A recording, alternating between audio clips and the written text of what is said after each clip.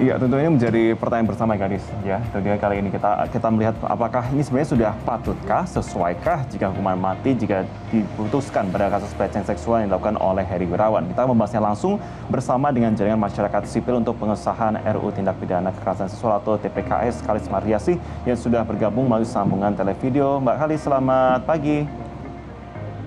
Selamat pagi, Metro TV.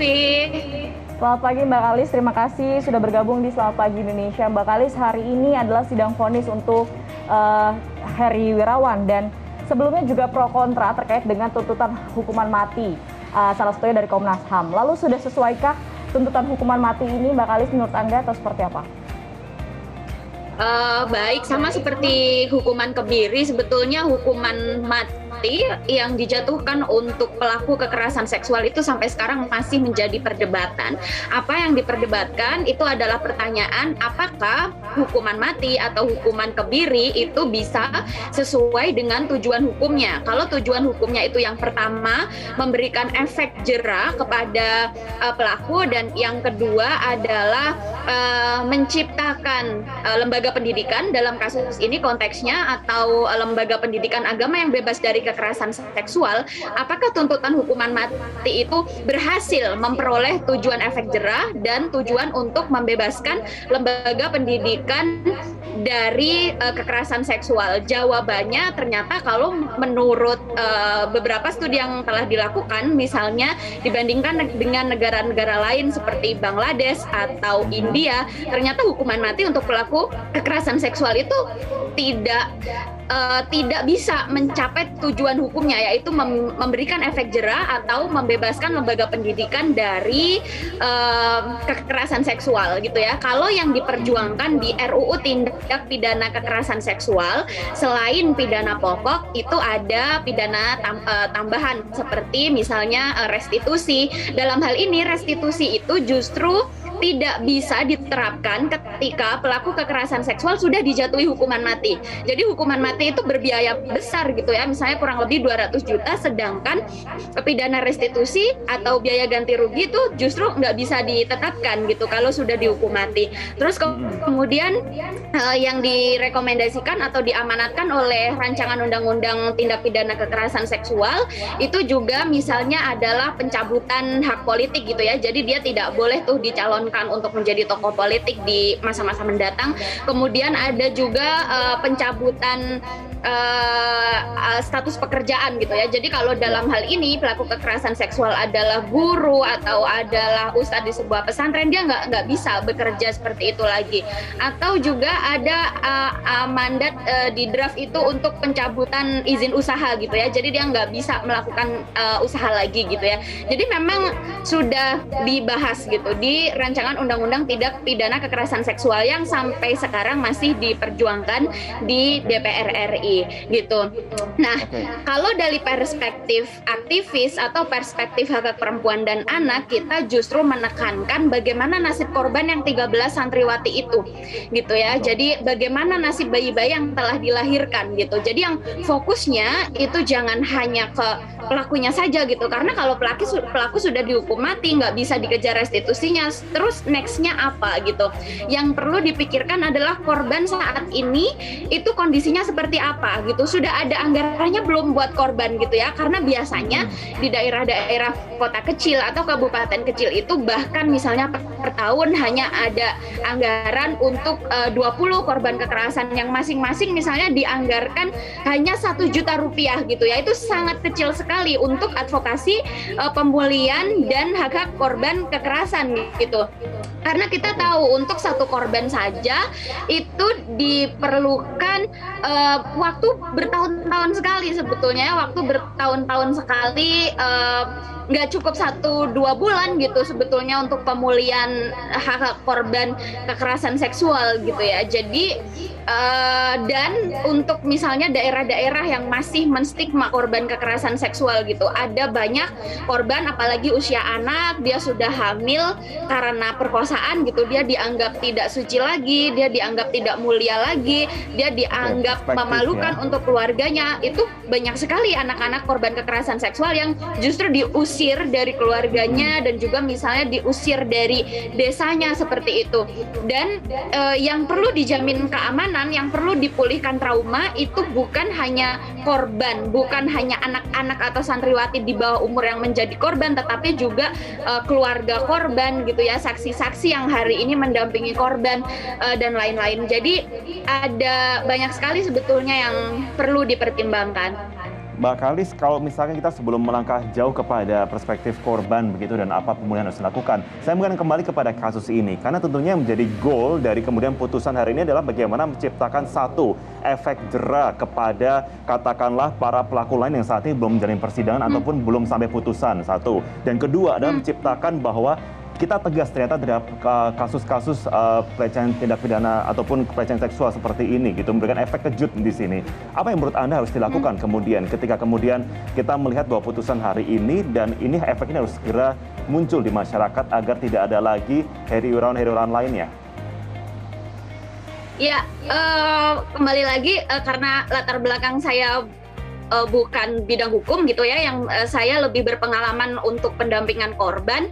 Jadi sebetulnya kalau bicara soal bagaimana mewujudkan lembaga pendidikan yang bebas kekerasan seksual itu kita bicara soal hal yang lebih luas gitu ya. Jadi apakah misalnya setelah si Heri Wirawan ini dihukum mati misalnya, kemudian tidak ada lagi kasus kekerasan seksual di lembaga pendidikan atau lembaga pendidikan agama gitu. Sedangkan hari ini SOP penanganan dan pemulihan kasus kekerasan seksual itu belum ada gitu ya, misalnya di sebagian besar lembaga pendidikan atau lembaga pendidikan berasrama gitu. Jadi kalau melihat akar persoalan dari kekerasan seksual itu kan tentang relasi kuasa gitu. Kita kembali bertanya-tanya, bagaimana kalau misalnya dalam kasus Heri Wirawan ini kok sampai korbannya 13 santriwati gitu, sampai korbannya hamil dan sampai korbannya melahirkan, itu berarti it takes time gitu ya, butuh waktu bertahun-tahun sampai kasus ini kemudian terbongkar gitu dan kemudian viral gitu ya, sehingga masyarakat marah gitu. Jadi kan pertanyaannya, relasi kuasa sebesar apa gitu yang dimiliki Heri Wirawan pada saat itu sampai guru-guru yang lain tidak tahu, sampai pengurus pesantren yang lain tidak tahu gitu ya. Jadi banyak sekali kalau kita bicara tujuan hukum jangka panjangnya, itu yang perlu dibahas itu adalah struktur gitu, struktur relasi kuasa yang membentuk, kemudian budaya relasi kuasa yang ada itu seperti apa gitu. Jadi yang bisa saya sampaikan kalau pendapatnya tentang Heri Wirawan ini adalah data bahwa ternyata dibandingkan dengan negara-negara lain yang sudah menerapkan hukuman mati kepada pelaku kekerasan seksual, ternyata tujuan untuk memberikan efek jera dan mewujudkan lingkungan pendidikan yang aman dari kekerasan seksual itu ternyata tidak terwujud gitu. Dan sekali lagi, kalau yang diterapkan adalah hukuman mati, justru biaya restitusi atau ganti rugi untuk korban kekerasan seksualnya tuh justru tidak ada gitu, karena kalau dia sudah mati ya sudah, dia mati saja gitu. Hukuman mati ini tidak relevan begitu sebetulnya ya untuk kembali lagi perlindungan dan pertanggungjawaban kepada para korban. Nah, kalau pertanggungjawaban kepada korban atau perlindungannya sendiri, kalau kita bicara itu seperti apa seharusnya para korban ini diperlakukan? Apalagi sini ada 13 korban dan mereka juga akhirnya sudah melahirkan anak-anaknya dari Heri Wirawan ini, Mbak Kalis. Seperti apa?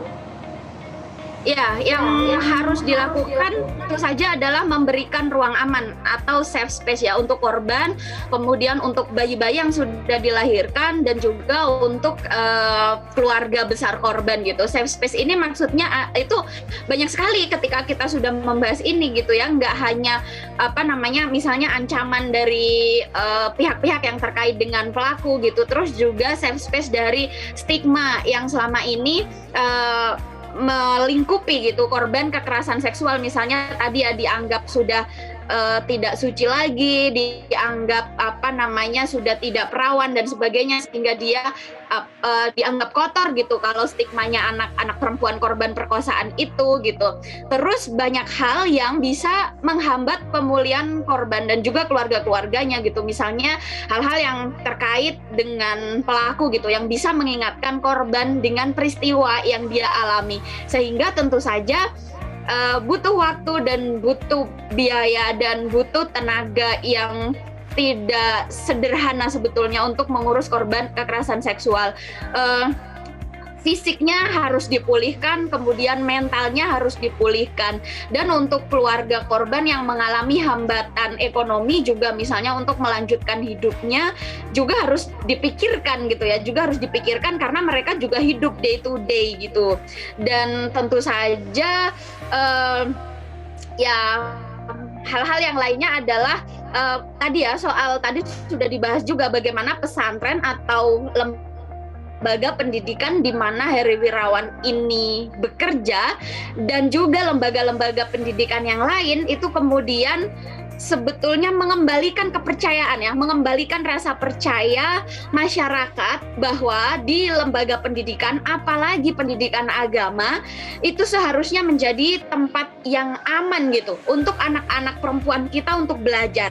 Jadi yang saya amati misalnya ini tadi pagi ya saya baru membaca berita lagi itu seorang guru agama itu menggunakan modus fikih untuk belajar tentang bab haid dan ternyata dia mencabuli 9 santriwatinya juga gitu. Jadi bayangkan menjadi orang tua hari ini gitu, memasukkan anak di lembaga pendidikan agama, mengirim anaknya untuk mengaji, tetapi justru lembaga-lembaga itu atau ruang-ruang itu menjadi ruang yang paling tidak aman dan figur-figur otoritas yang dianggap membawakan nilai-nilai agama itu justru menjadi otoritas yang paling tidak dipercaya saat ini misalnya oleh masyarakat untuk memberikan rasa aman kepada anak-anaknya gitu. Jadi ini soal sistemik dan soal kultural yang sangat besar sekali gitu. Tentu saja kita berharap Heri Wirawan dihukum seberat-beratnya gitu ya, bahwa tindak pidana dan kejahatan yang dia lakukan memang satu tindakan yang di luar batas kemanusiaan gitu. Dan dia untuk korban kekerasan seksual itu artinya sebetulnya dengan 13 korban yang sudah melahirkan anak-anak hasil tindak kekerasan seksual itu dia sama saja sudah mencabut nyawa korban gitu ya ibaratnya. Jadi tentu saja hukuman yang berat itu harusnya dia tanggung gitu, tetapi untuk tujuan hukum jangka panjang dan untuk tujuan kultur dan mewujudkan struktur budaya dan substansi hukum yang benar-benar menjamin Indonesia yang bebas dari kekerasan seksual jangka panjang itu tentu saja kita harapkan. Terima kasih Mbak Kalis Kamariasi sudah bersama kami dalam Selamat Pagi Indonesia. Kita nantikan tentunya bagaimana proses persidangan yang akan segera berlangsung hari ini.